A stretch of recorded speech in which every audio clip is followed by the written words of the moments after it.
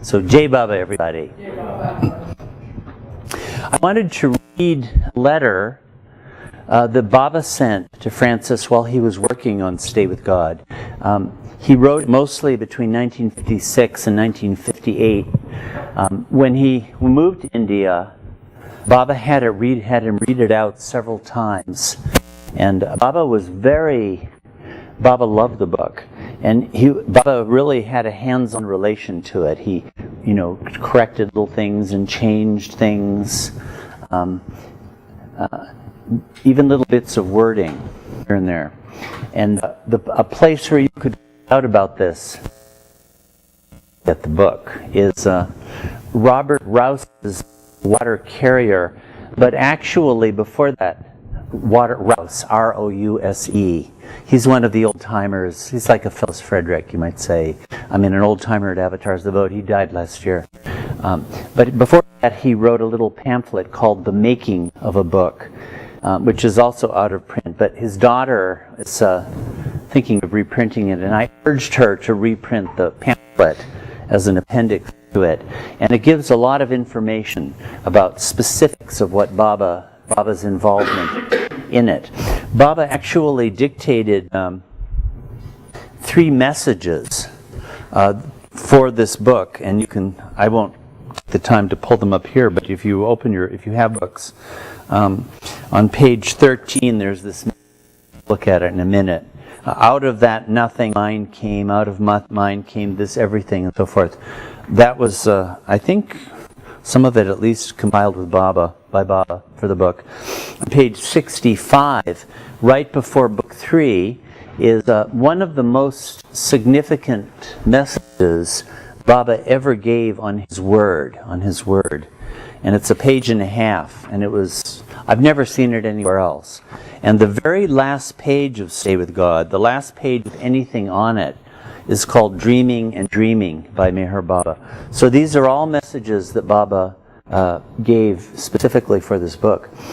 While Francis was working on Stay with God, he sent Baba a letter. He hadn't started writing the poetry yet, but he told Baba that in preparation for this work, in the course of compiling his notes, he wanted to complete a study of the great scriptures of the world. I gave this message on scriptures, which is a classic, as you will see. Okay, Baba said,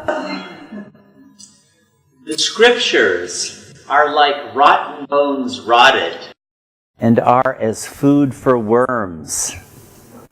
Theosophy and philosophy are like good bones rotted, and are as food for vultures." Hear, hear.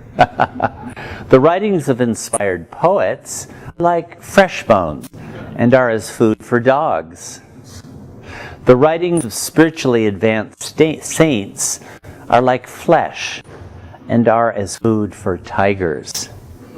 The writings by living perfect masters are like brain, and are as food for men. It's kind of a shocking message, but Francis was the guy who could get this, right?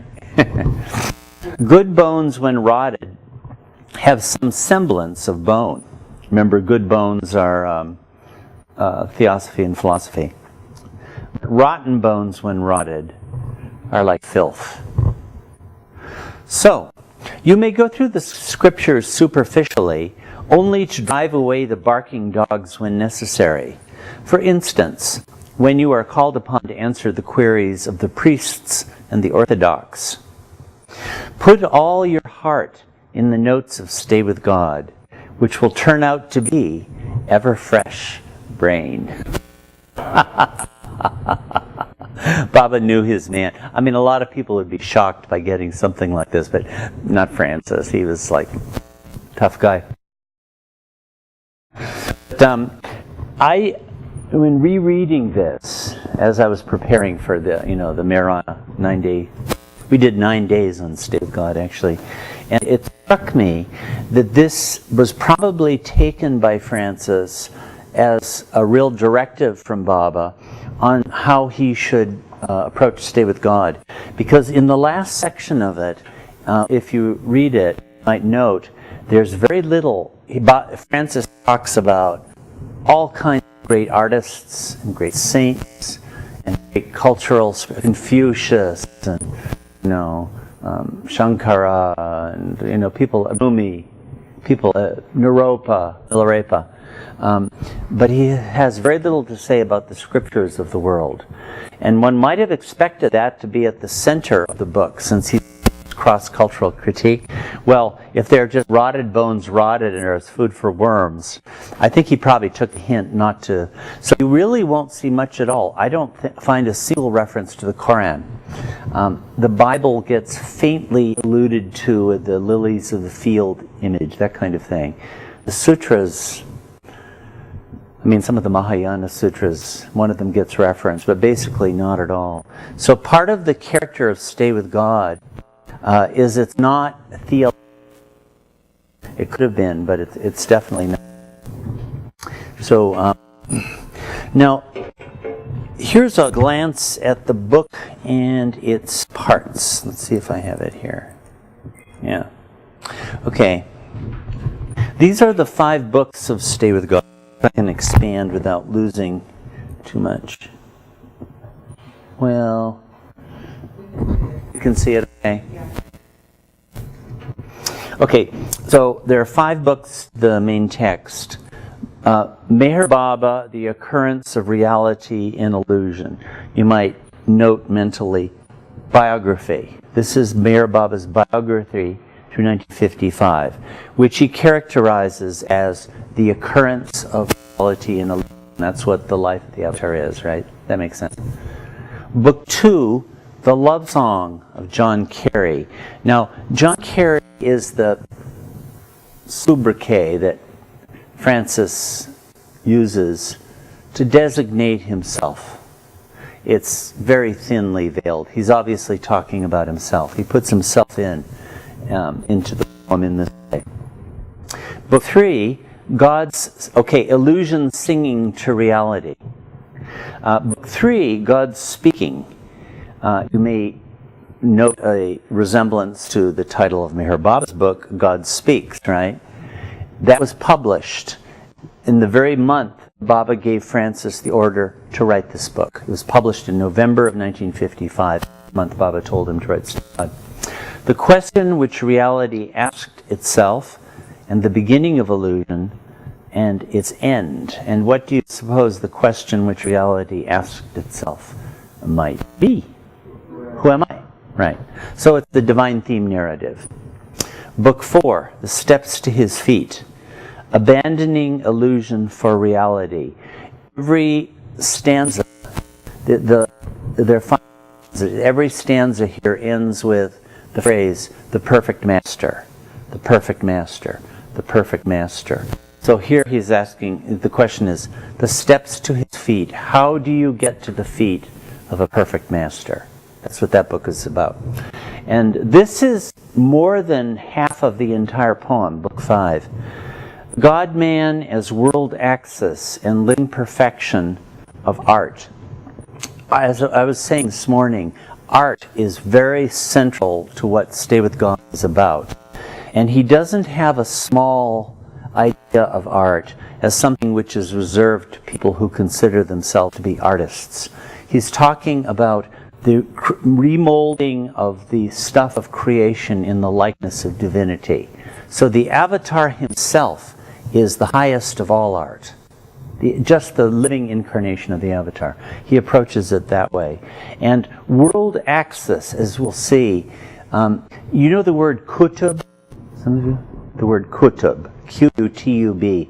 It's the Arabic word, which Meher Baba selected. Well, it's in Islam they don't have the idea of a God-man or man-God. The idea of man becoming God or God becoming man is heretical in Orthodox Islam. But the kutub is understood as somehow the pivot. It's a human being, a human who is the pivot of the universe. And they have an idea that really does approach what we understand to be the perfect master avatar. It's not far from that. But it's the axis around which the entire universe revolves, or a pole. right? A pole that rises, the vertical axis. So that theme of the vertical axis, I want to just mark it now. It's a big theme in Stay With God. Francis is developing his theme with a number of motifs that recur throughout the whole book. So watch for them when you read it and how he uses them and transforms them as he goes along. This is a big one. The vertical axis, living perfection of art. The divine sun of reality shining through the mists of illusion. Okay, now these books, here's my own understanding of it. So this is interpretive, right? But Stay With God was written, or the order was given by Baba, almost immediately after Baba had publicly declared himself to be the Avatar. He did so a year before in 1954, February. And this was, I think first intimate sahavas with lovers after that time, that in Mehrabad, 1956.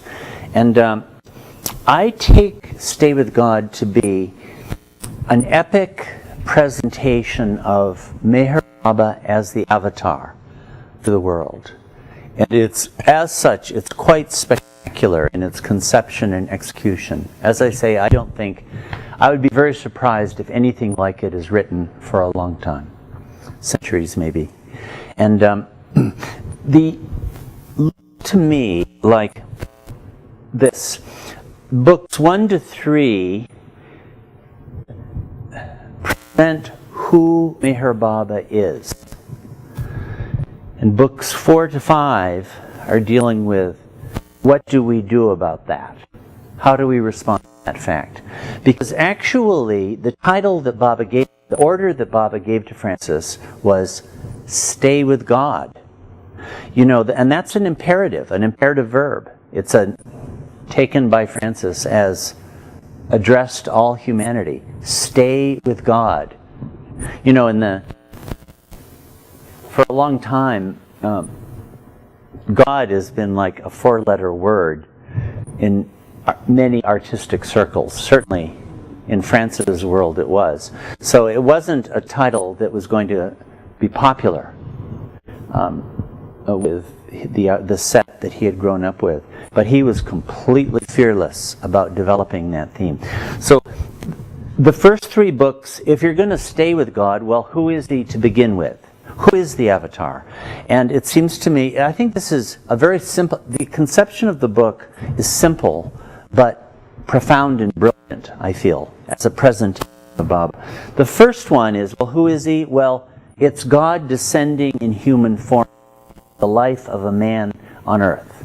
So what is that story? Well, he tells the story. It's a narrative. It's a biographical narrative. And he does it in epic style. So we'll be looking into it. Specifically, he situates it within the epic tradition, especially of Western literature, but epic exists internationally too. Book 2, so this is, okay, the life of the God-man. Okay, we could, for comparisons, the Ramayana, right? The story of Ram.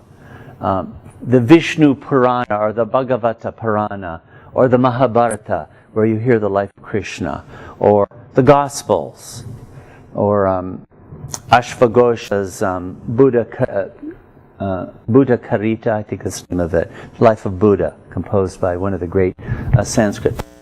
He clearly is consciously undertaking the same literary task of presenting the Avatar in this way, or within that great context of the life story of the God-man.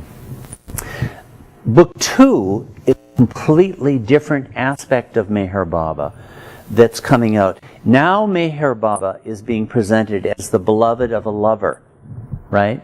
So this is the most I don't know if any of you from previous years would remember these words, Sagun and Nirgun. Anybody remember these words and know these words? What's that?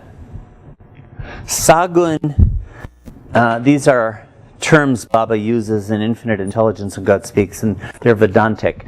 Sagun means sa is with, and gun means attributes. God with attributes. And nirgun is God without attributes. You might say these are the two basic aspects of God. Or sakar and nirakar would be, sakar is God with form, and nirakar is God without form. So God with attributes and with form, the avatar, the personification of God is that. He has attributes. He has a face. He has a form. He's funny.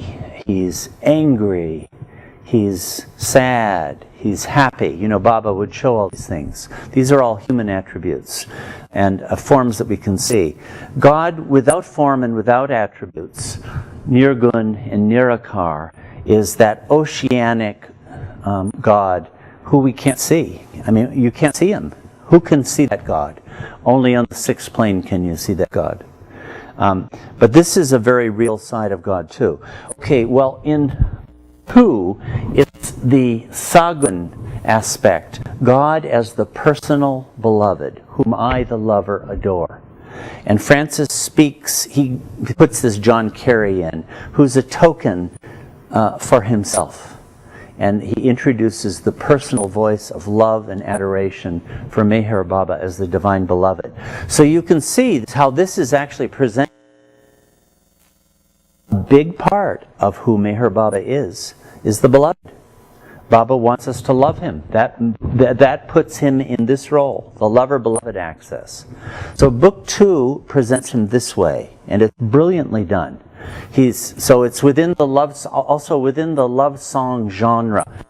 Do you know the word genre? Any of you? What is a genre?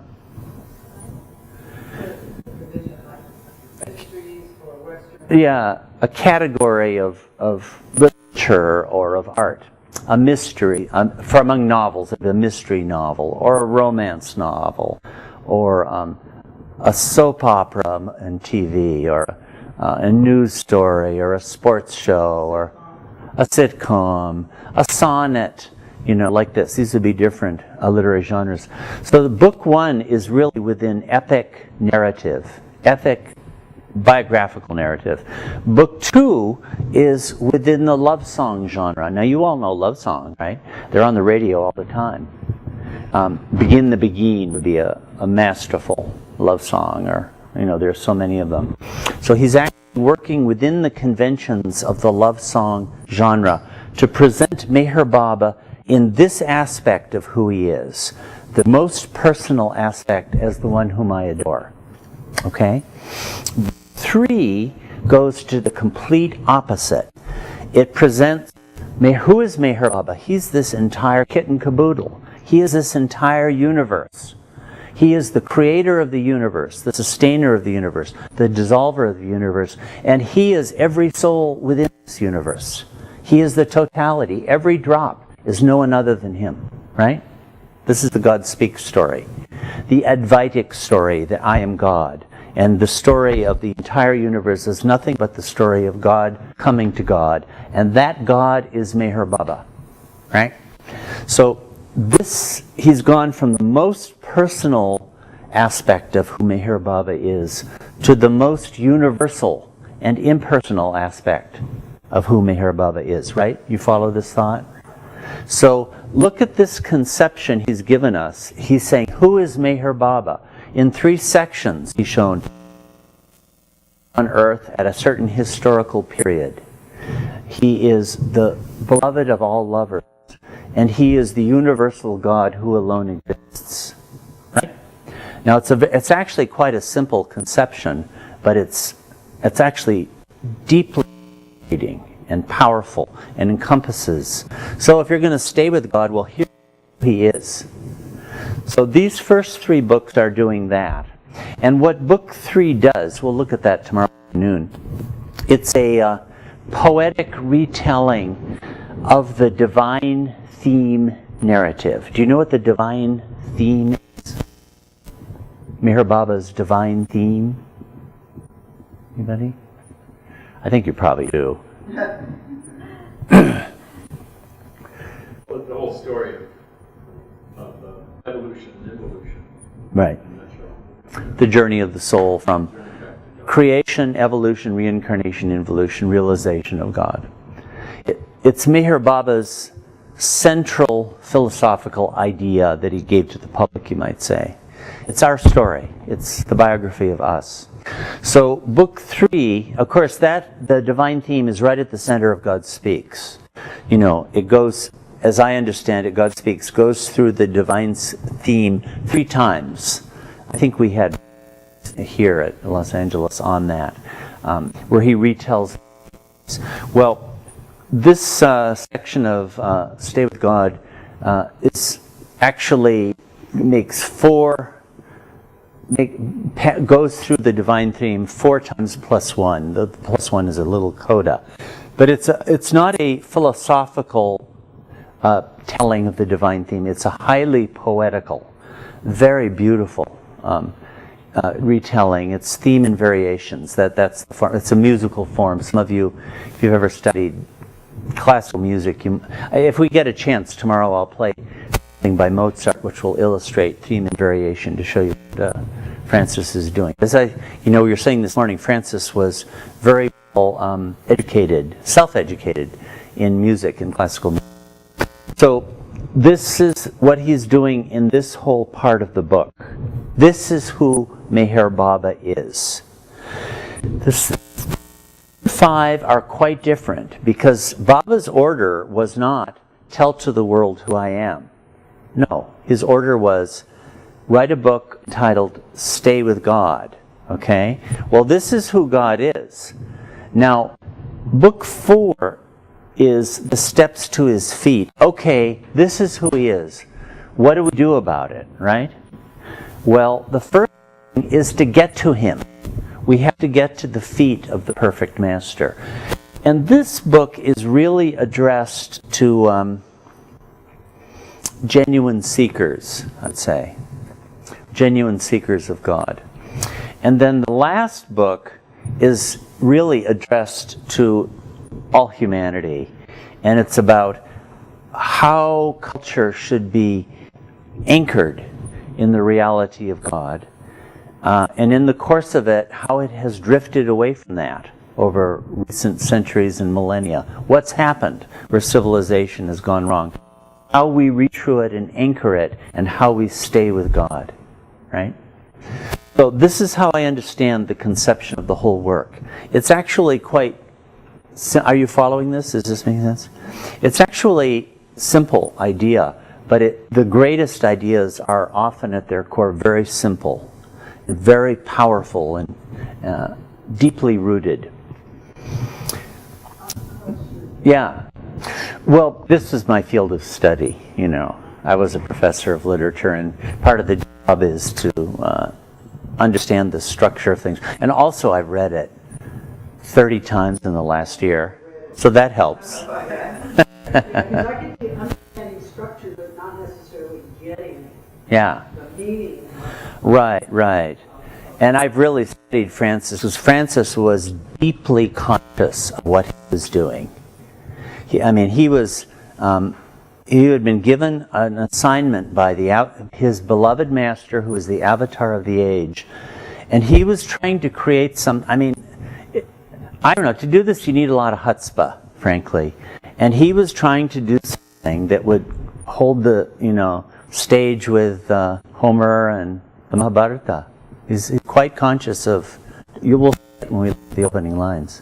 So he had really thought it out. Now you don't have to, I'm just explaining what I see about this. You don't have to accept this, of course. But I think to me it seems quite clear. To tell the truth. Now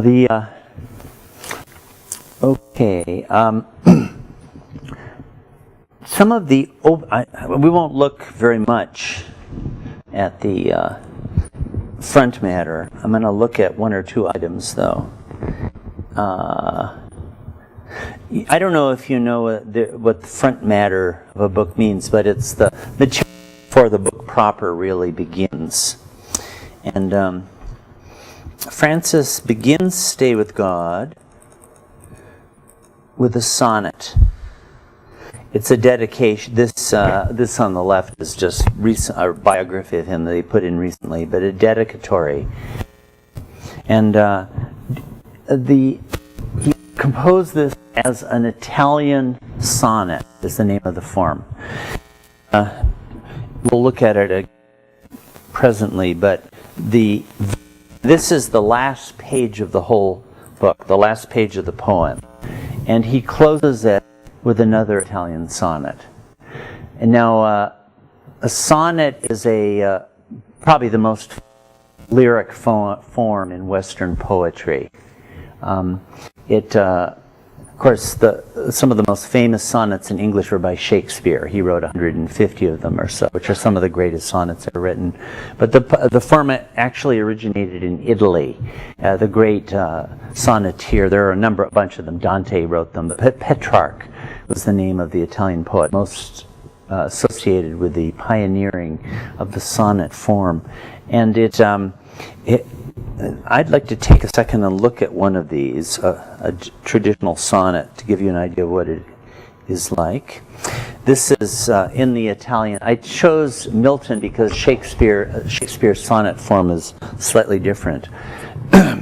It's a 14-line poem, and the Italian sonnet has a 4-line quatrain, a 4-line quatrain, and then what's called a sestet, 6 lines to end it. And the rhyme scheme is this. You'll see what it is. Spent, wide, hide, bent, present, chide, denied, prevent. That is A, B, B, A, B, B, A, right? And then these are sometimes variable. But here it's need, best, state, speed, rest, wait. This is actually CDE, CDE. And sometimes it will be CDE, EDC. There can be some variations. So there's an opening 8 lines linked by rhyme and a closing 6 lines linked by rhyme. And the poetic, this is the rhyming scheme. Also, a poetic meter. Do you know what a poetic meter is? Rhythm, yeah. It's a regular rhythmic form with syllable count and stress. Actually, any song you listen to, it doesn't have a meter, but the same function is performed by the music, rhythmic structure. But in a meter, the words themselves carry a rhythmic form. And this meter is called iambic. Have any of you been clubbed over your heads in school by the iambic pentameter? An iamb is short, long, or unstressed, stressed, da. And pentameter means 5 meters. So Lois, you've had the iambic pentameter, huh? So da, da, da, da, da. Huh? I know, the last thing you know, remember from literary schooling before you die, is iambic pentameter. Iambic pentameter. So it's 10 syllables or 11. So I'll read this out to give you. Now Milton's poetry is very unique. These long sentences. I'll try to count the beats if I can. When I consider how my light. He was blind, by the way. And he's writing about his blindness, and he's complaining about it, and it's very famous sonnet. When I consider my light is spent, ere half my days in this dark world and wide, and that one talent which is death to hide lodged with me useless, though my soul more bent to serve therewith my Maker, and present my true account, lest he returning chide. Doth God exact day labor, light denied? I fondly ask. But patience, to prevent that murmur, soon replies, God doth not need either man's work or his own gifts. Who best bear his mild yoke, they serve him best. His state is kingly. Thousands at his bidding speed and post o'er land and ocean without rest. They also serve who only stand and wait. Last line is particular. I remember Kitty used to quote this line. I can be a bit hard, Milton's language, but what he's sort of saying, how can I serve you if I'm blind, you know? And God answers, well, many, he has servants all over the place. When he wants something done, he has servants who will speed over the entire earth to perform his bidding. But those who just stand and wait on his word, they're serving him too. It's a beautiful poem, a beautiful thought. But you can give you an idea of what a sonnet is. Okay, we could spend a time just on this, unpack the grammar, which is rather intricate. Well, Francis begins Stay with God with the sonnet, which is here. It's not always in perfect iambic pentameter, but you can see the rhyming scheme. Friend, book, took, end. Send, look, forsaken, that's out of the scheme, end. Story, tell, labor, savor, well, glory. Like well and tell rhyme, story and glory rhyme, right? So an opening, and there's a closing sestet, the Italian sonnet form. To Meher Baba, my lord and friend of the worlds, here is the book on the theme you set me, and which I took into my heart and pondered to the end, that your dear name be known to men, and send perhaps one to your feet. Look indulgently on it, or else forsaken am I. Yet, Lord, correct my wit, and mend my heart in love, for love is my story. And in this book have I labored to tell something of your most marvelous labor. When of myself I wrote, not of your savor was in it, but when I wrote of love, I wrote well, even showing forth some fraction of your glory.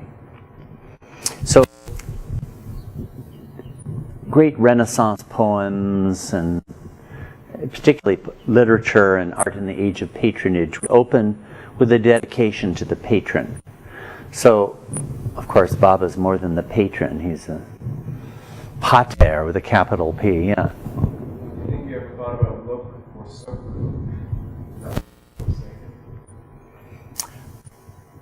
You know, that could be. Yeah.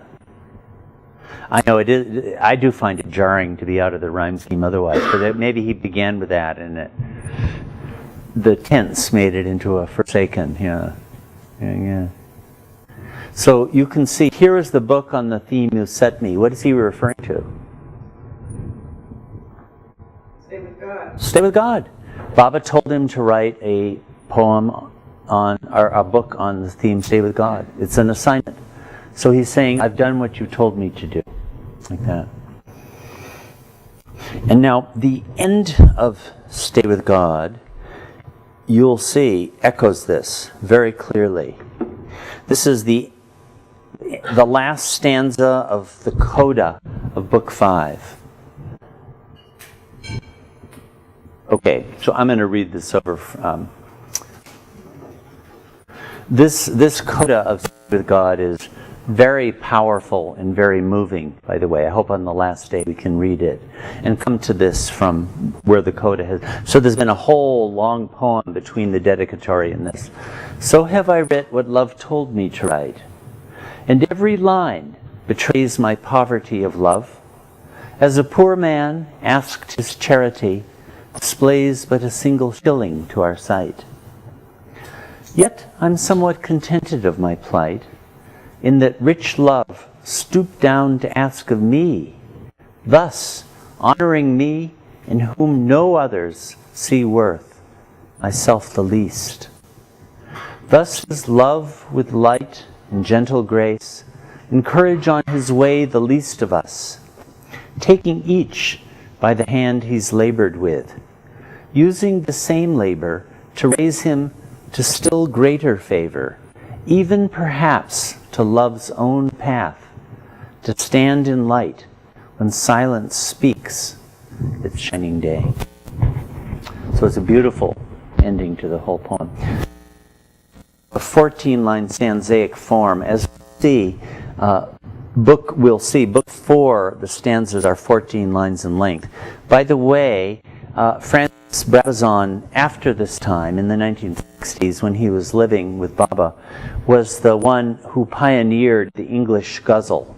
He started writing English language ghazals for Baba. And the form which Francis used, the ghazals are in couplets. He made them rhyming couplets in Persian and Urdu. There's a different rhyming form because the language is different. And he would have 7 couplets, so those 2 would be 14 lines. So this 14-line form was much used by Francis. So it comes up here, both at the beginning and ending of the whole thing. Now, there's another aspect to State of God that I want to draw your attention to here. This is looking at the overall form of it. Francis gave a lot of attention to the formal structure.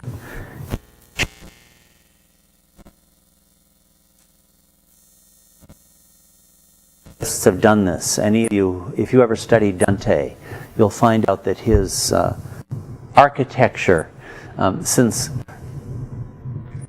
whether God did so or not, Dante created a very intricate structure for hell and paradise and purgatory, where everything is divided down to this, this number of circles and number within each circle of bordas and the number of cantos.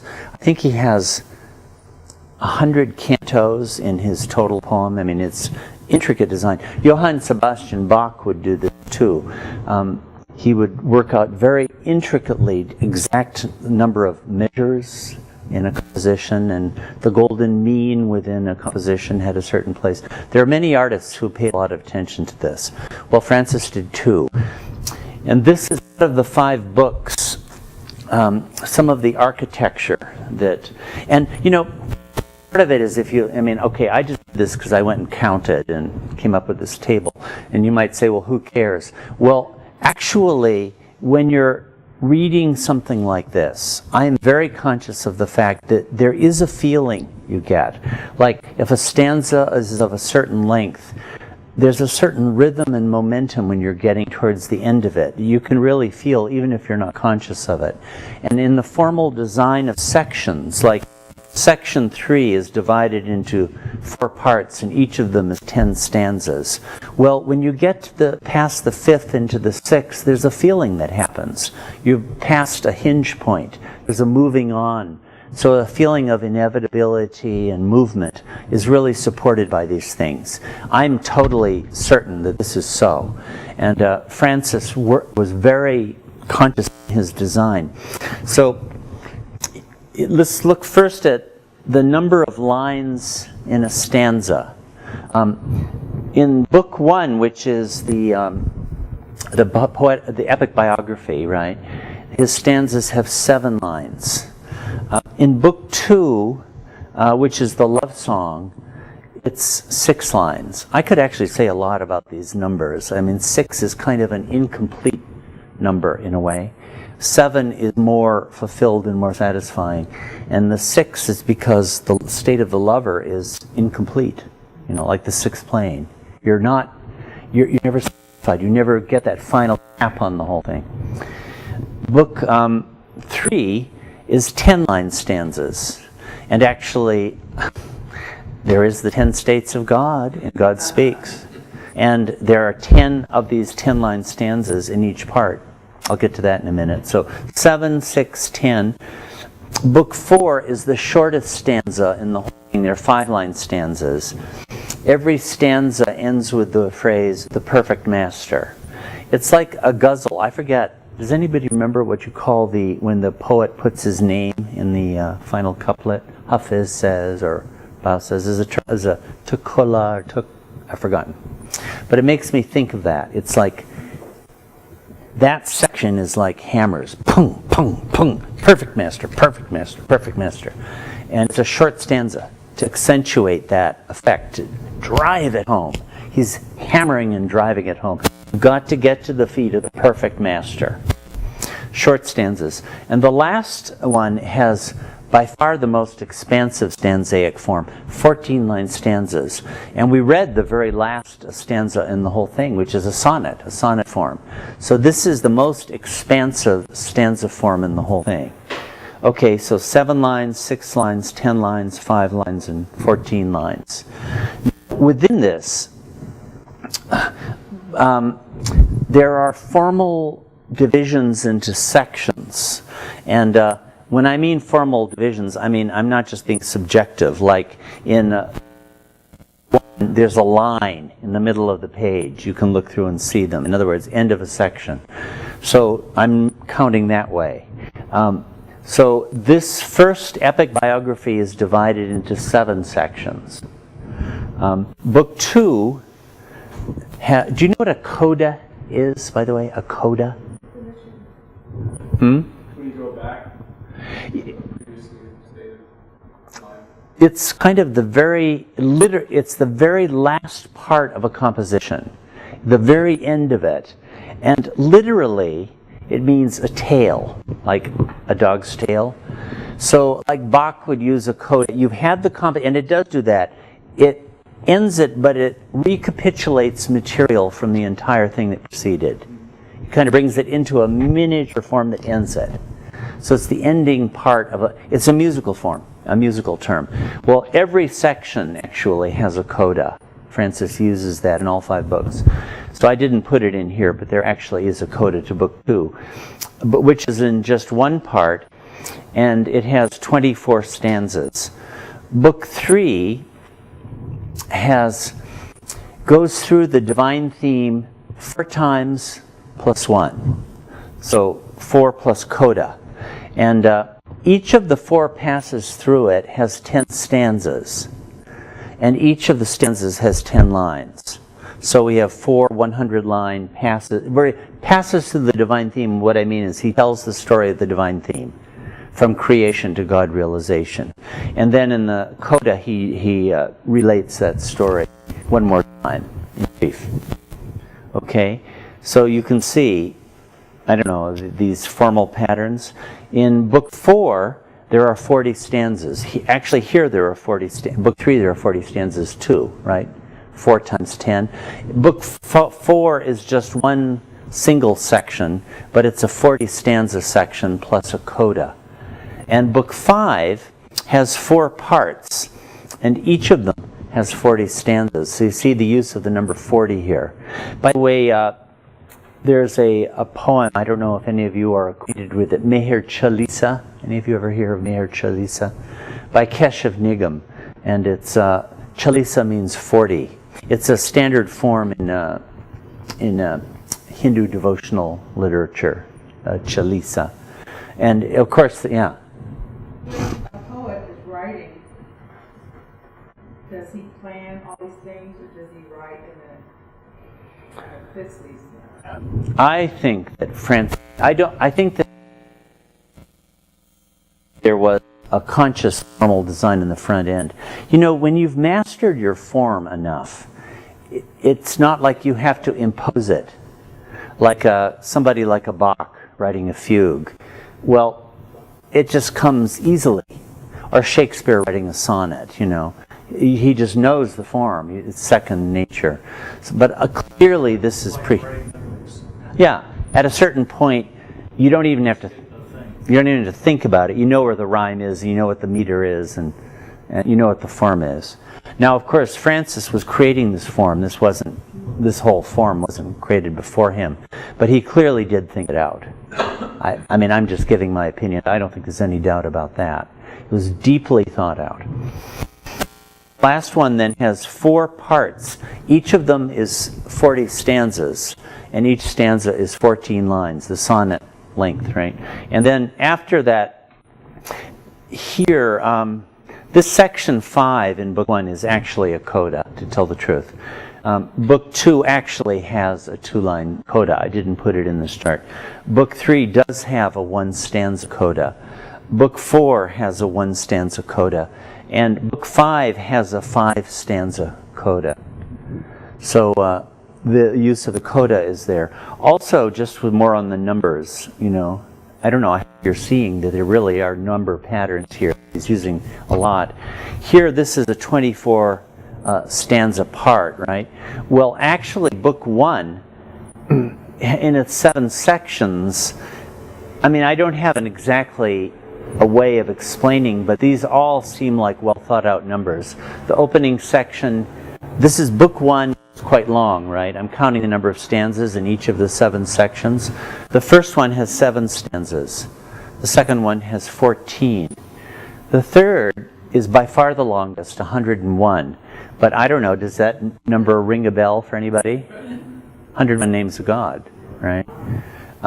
Then we have 16 and 16. Well, I don't exactly have any, 16 names of God to associate with it, but it seems like a significant number or a symmetrical number.